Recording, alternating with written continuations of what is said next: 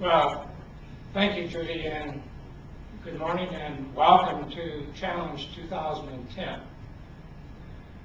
It's good to be here and to share your enthusiasm and commitment to Michigan's children and families. They have never needed you more than they do now. I wish I were here telling you that the hard work during the last year is over. I wish I were telling you that we could now focus our energy on delivering and expanding services to our young children and their families, but that is not the case.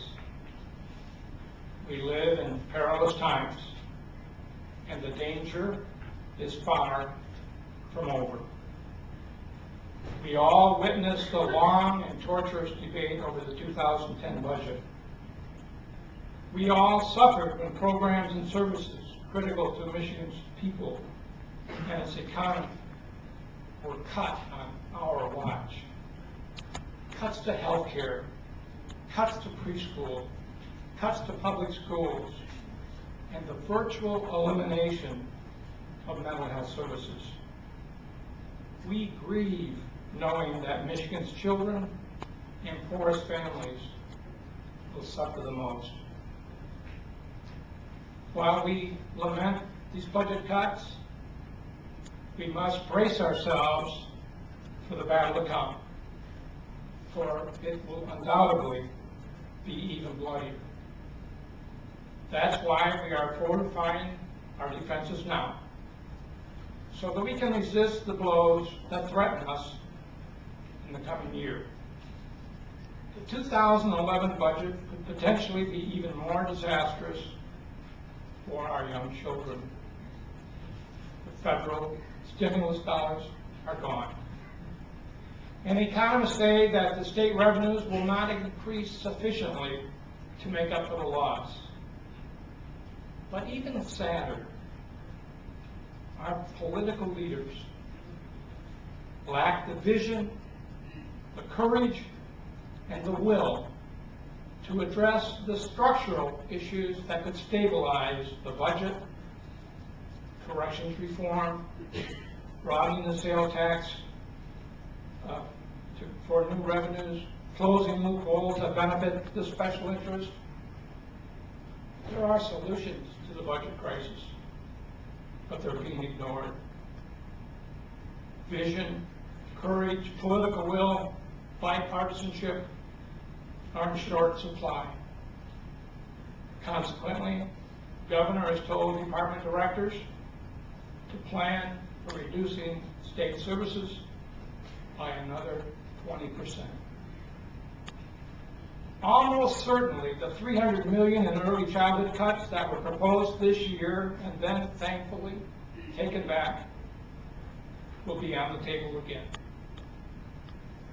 Yes, we face huge economic challenges, a national recession, the collapse of our manufacturing and auto industry, an outdated tax system failing, falling house values, out of control healthcare costs.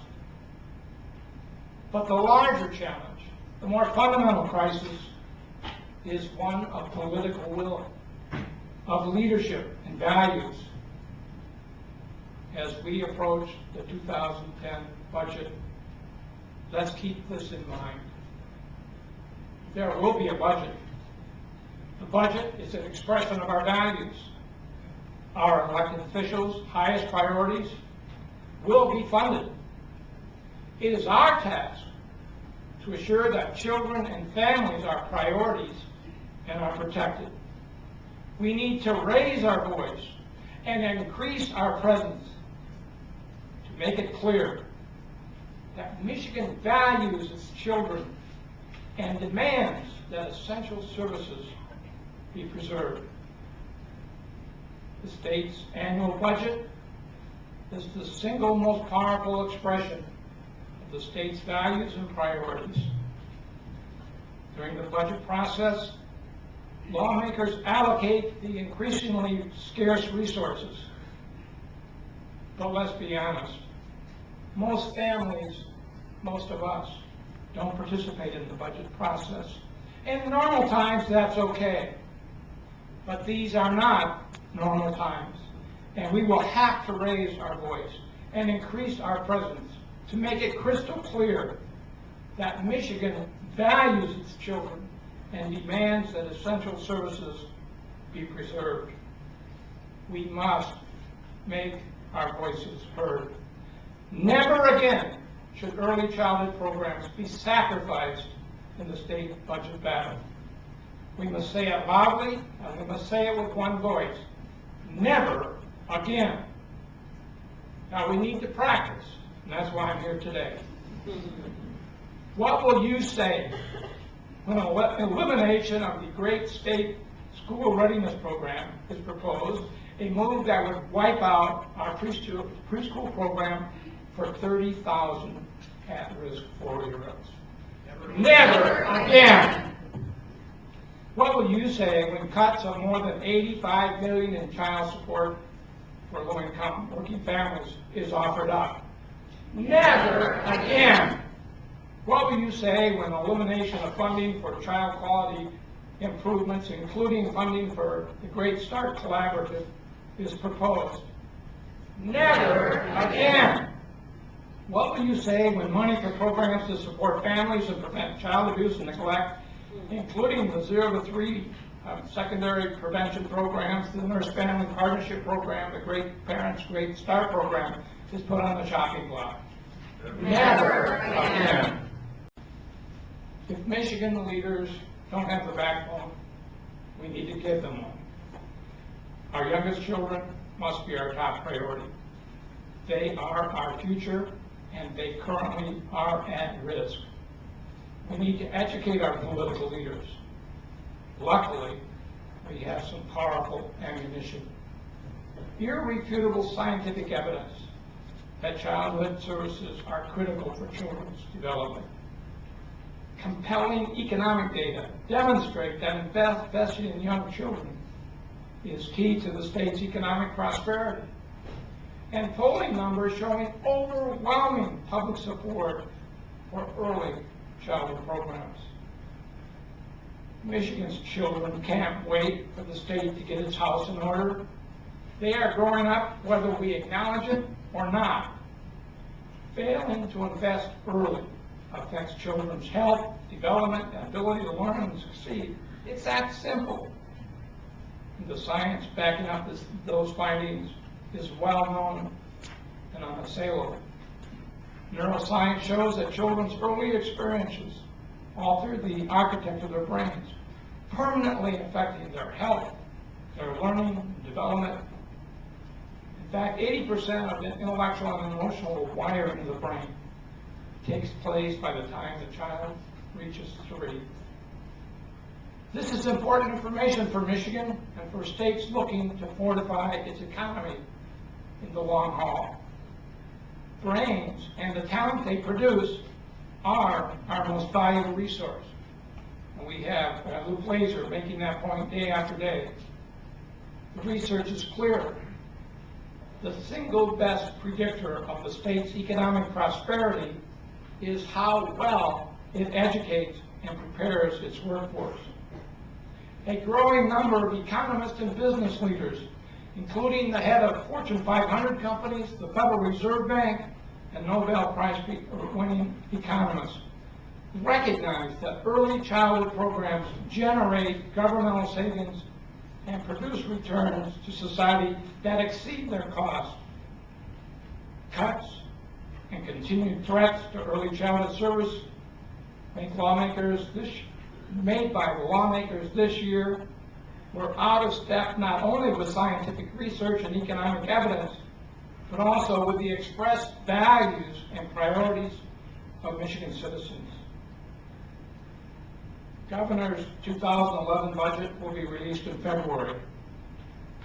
The current legislature will begin to grapple with the state's ever-deepening budget crisis in an election year that will eventually bring new leadership and new challenges. But Michigan cannot afford to wait for new lawmakers to learn the ropes. children's lives and future are on the line right now. And so is the future of our state. We must act now to assure that never again will programs for young children and their families be politically expendable in this state. Never again will Michigan children in the peak of their learning years be told that the state has better things to spend its money on. How can we make sure that never again happens? First, we must recognize our accomplishments and celebrate our successes. This year's budget battle was brutal, but we rallied the troops and held off or modified the most onerous cuts, and we're celebrating that here this morning. I love having the four-year-old picketing the Senate with. It's a good strategy. Second, we need to document the impact the cuts in early childhood programs made this year. We must make sure that elected officials from local school boards to the state legislature understand these cuts hurt children, families, and the state itself. Our silence now is implied consent. That is why we must put a face on early childhood this year. Legislators need to understand the lives and suffering of Michigan's families and children. We need to make it startlingly clear that Michigan citizens support investments in early childhood and will vote accordingly. We know there is no such thing as a free lunch. If we truly value our children, we will support the revenues necessary to pay for them. Finally, we must form and finance early childhood supporters, an army of advocates that cannot be broken, but more importantly, will never retreat. We must insist that each candidate articulates a vision and a plan for serving our struggling families. We need to reward bipartisanship and reject ideology.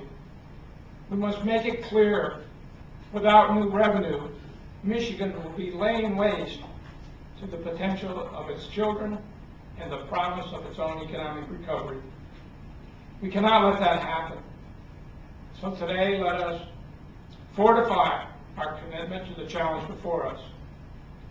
Let us work to build a state that's worthy of our children.